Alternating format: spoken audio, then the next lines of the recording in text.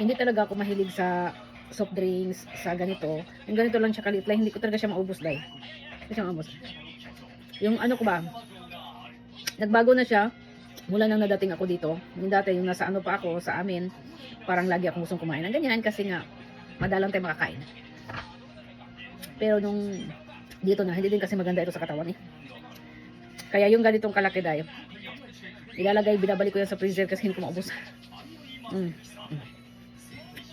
So ilalagay ko to sa freezer. Nakakaumay din eh. Wow. Kasi kanina sabi niya po, anong gusto mong flavor na ice cream?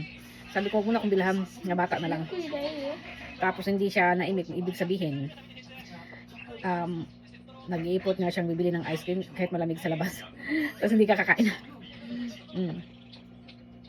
Kaya ayun, sabi ko, ikaw na lang bahala kahit ano. Oo, dahil. Kayo ba naubos yung isang ganito? Hindi ko talaga maubos.